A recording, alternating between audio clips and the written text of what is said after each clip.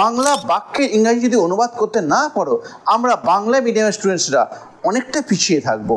চলো let us start.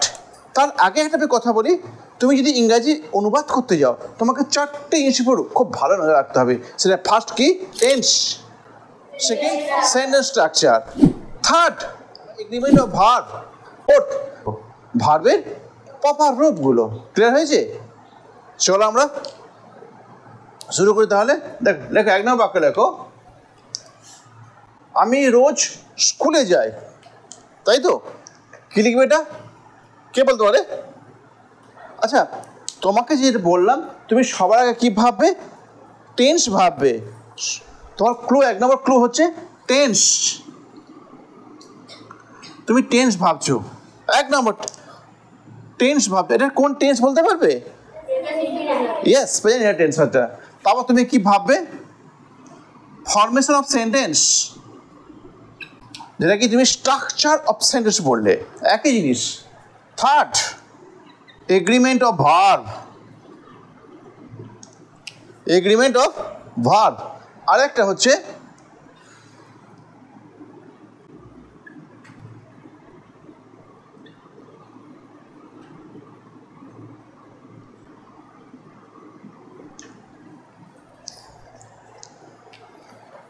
তুমি এই 4টে টপিক যদি তুমি ঠিক করে জানতে পারো, ইংরেজি তোমার কিছু আটকাবে না।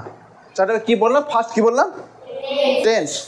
তারপর মানে বাক্যের পরিকাঠামো, সাবজেক্ট কোথায় হবে, কোথায় ভার্ব বসবে, কোথায় অবজেক্ট বসবে, কোথায় অ্যাডভার্ব বসবে, এইগুলো। Next, agreement of verb. বলছি আই থাকলে এম হয়, উই থাকলে আর হয়, ইউ থাকলে আর হয়, হি থাকলে ইজ হয়। এইগুলো হচ্ছে এগ্রিমেন্ট অফ ভার্ব, এইগুলো। তারপর হচ্ছে 3 ভার্ব ফর্ম, মানে ভার্বের present form, past form, past present form, এইগুলোকে বলছি আমরা 3 ভার্ব ফর্ম। ক্লিয়ার? তোমার যদি এই 4টে জিনিস ক্লিয়ার জ্ঞান থাকে, তোমার কিচ্ছু আটকাবে না। দেখো, তুমি কি রোজ স্কুলে যাই, তুমি এটা কী করবে? আমি যাই, তাই তো? যাইটা ভার্ব ফর্ম, এই যাইটা হচ্ছে ভার্ব, তাই তো? তারপর হচ্ছে সাবজেক্ট হচ্ছে আমি, আর দেখো দুটোই অ্যাডভার্ব, এটাও অ্যাডভার্ব আর এটা হচ্ছে অ্যাডভার্ব। ঠিক বলছি আমি না ভুল বলছি? এই দুটোই অ্যাডভার্ব। কেমন লিখবে তাহলে বলে দাও? Good, I go to school every day. খুব ভালো বলেছো, লিখে দাও আই। তারপর আমার ঠাকুরদা প্রতিদিন গঙ্গায় স্নান করেন।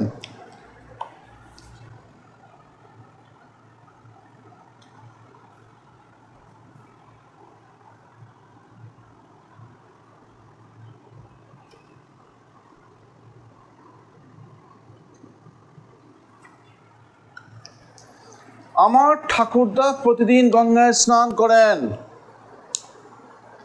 যদি এরকম নিত্যদিনের কোনো অভ্যাস বোঝায়, তাহলে ইউজ টু ব্যবহার করতে হয়। কি বললাম?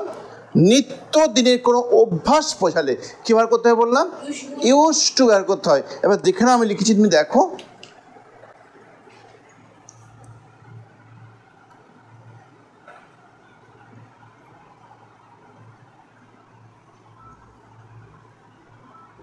My grandfather. এবার যেহেতু এটা সিম্পল প্রেজেন্ট, থার্ড পারসন বোঝালে একটা থার্ড পারসন বোঝালে একটা এস বা ইস যোগ করতে হয়। মাই গ্র্যান্ডফাদার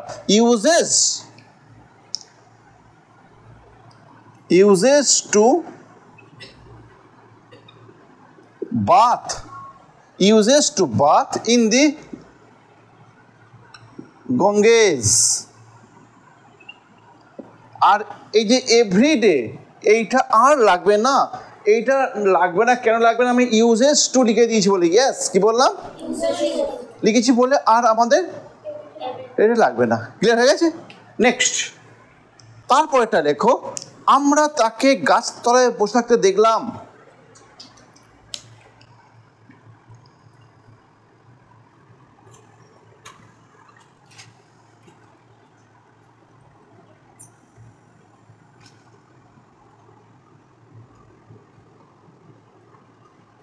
দেখো, আমরা তাকে গাছতলায় বসে থাকতে দেখলাম। এবার আমাকে সবার আগে বলো এটা কোন টেন্স আগে বলো। Past indefinite tense. ওরই অপর নাম হচ্ছে সিম্পল পাস্ট। এই দেখলাম ওরই অপর নাম সিম্পল পাস্ট। ভার্ব এই টেন্সের নিয়মটা কি? V2 ভার্বের 2 নম্বর রূপটা হয়, মানে ভার্বের পাস্ট ফর্মটা হবে, তাই তো? তাহলে দেখলাম এটা তাহলে পাস্ট ইনডেফিনিট টেন্স, ভার্বের 2 নম্বর রূপটা হবে। তাহলে আমরা দেখলাম ওই, বুঝলাম, আমরা দেখলাম ইয়েস ওই শ, লিখে ভালো ওই শ, আমরা দেখলাম। এবার কাকে দেখলাম? তাকে, অবজেক্ট এটা। তাহলে দেখো সাবজেক্ট হয়ে গেল, ভার্ব হয়ে গেল। এবার কি হবে? অবজেক্ট তাকে। তাহলে we saw him sitting under a tree. SITT sitting under a tree. দেখো উই শ হিম সিটিং, এ রুদ্র এই যে সিটিং লিখলাম, এইটাকে ইংরেজিতে বলে পার্টিসিপল, বুঝলে? We saw him sitting under a tree. দেখো বৃদ্ধটি একটা লাঠি নিয়ে আস্তে আস্তে হাঁটিতেছে।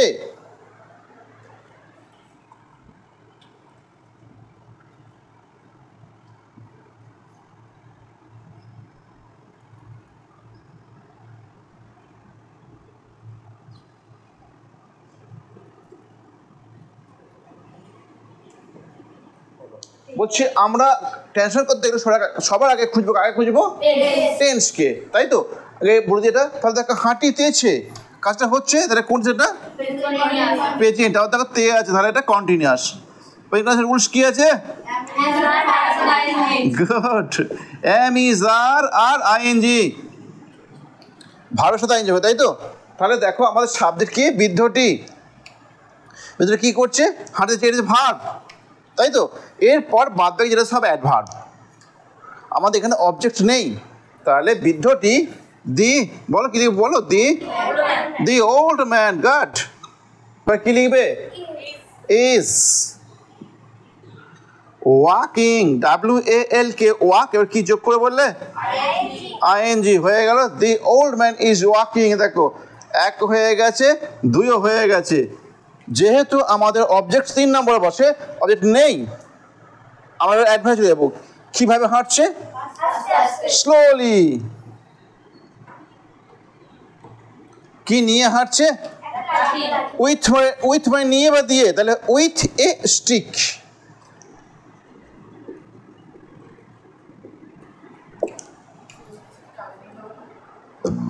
নো প্রবলেম, উইথ এ স্টিকটা হচ্ছে আগে লিখবো, তারপর শোটে লিখবো, নো প্রবলেম। দুটো অ্যাডভার্ব থাকলে তুমি একটা অ্যাডভার্ব আগে পরে লিখতে পারো, নো প্রবলেম।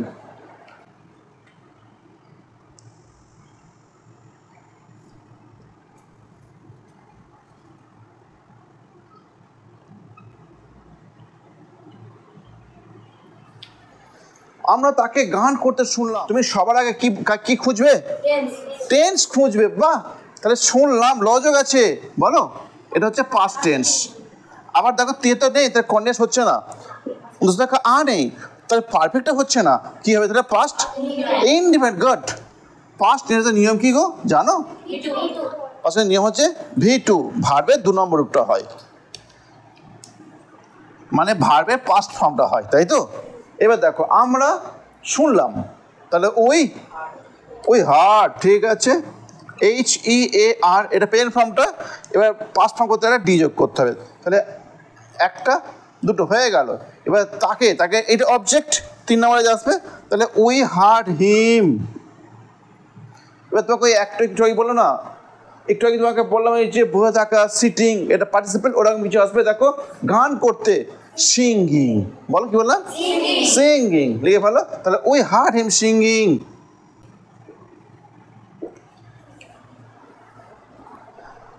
বদ অভ্যাস ত্যাগ করা খুব শক্ত, লেখো পরেরটা।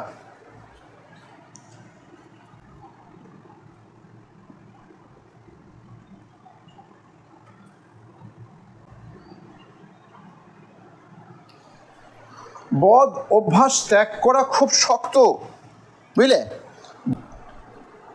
ইট is very hard to leave bad habit. লেখো, it is very hard, it is very hard to leave bad habit. Clear হয়েছে? বলছি এইটুকু আত্মস্থ হয়েছে? ইয়েস। আমি তো এই কথা করালাম, এর অনুকরণে তুমি কিছু হোম টাস্ক নিয়ে নাও, পরে করবে, বাড়িতে বসে করবে। আর যারা অনলাইনে আছো তারা কমেন্টে গিয়ে করবে। লেখো, মেয়েটি এখন ইতিহাস পড়িতেছে, ইংরাজি হয় একটা বিদেশি ভাষা। বিদেশি ভাষা ইংরাজি লিখবে ফরেন ল্যাঙ্গুয়েজ। ইয়েস, এরম লিখবে FOREIGN ফরেন ল্যাঙ্গুয়েজ। এই যে বিদেশি ভাষা, foreign language, FOREIGN foreign language. Next, আমার কাকা কলকাতায় বাস করেন। এটি তখন একটা আম খাইতেছিল। বই পড়া একটা ভালো অভ্যাস। বই পড়া একটা ভালো অভ্যাস। বই পড়া ইংরেজি লিখবে reading of books. Reading of books. বই পড়ে ইংরেজি লিখছো রিডিং অফ বুকস। ভালো অভ্যাস লিখবে ভালো অভ্যাস, গুড হ্যাবিট।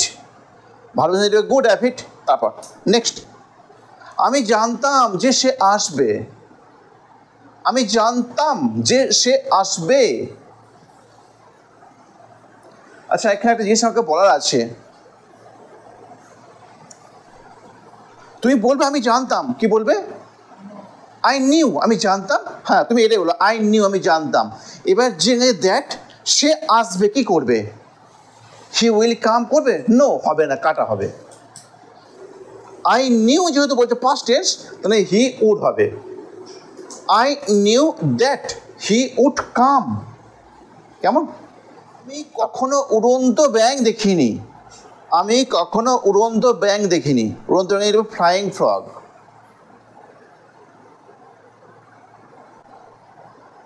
আচ্ছা, আবার তোমার মনে প্রশ্ন আসতে পারে, স্যার এই কখনো দেখিনি এরকম কি লিখবো? এটুকু জানবে, যদি ভার্বের সাথে যদি ক্রিয়ার সাথে নি বা না, নি বা নাই যোগ থাকে, যদি ক্রিয়ার সাথে নি বা নাই যোগ থাকে, তো সেটা হতে হবে প্রেজেন্ট পারফেক্ট টেন্স। অথবা যদি জাস্ট নাও দেখে লেখা থাকে, তো সেটা আসবে present perfect tense, has have বসবে এবং ভার্বের থার্ড হবে। তাহলে আমি কখনো দেখিনি, I have never seen flying frog. এটা আর্টিকেল এ লিখতে হবে, না হবে না। এটাই শেষ। শিক্ষকটা ছিলেন শান্ত, যদিও ছাত্রগুলো চিৎকার করিতেছিল আমাদের ক্লাসে। আজকের ক্লাস এটুকুই। এরপরে আমি আরও এরকম কিছু তোমাকে উপকারী ভিডিও দেবো, তুমি সেগুলো সলভ করার চেষ্টা করবে। যদি মনে হয় এটা তোমার বন্ধুর উপকার দেবে, তুমি বন্ধুদের শেয়ার করো এবং লাইক বাটনটি প্রেস করতে কখনো ভুলো না। Bye bye. এবং যদি চ্যানেলটি সাবস্ক্রাইব না রাখা, প্লিজ সাবস্ক্রাইব করো।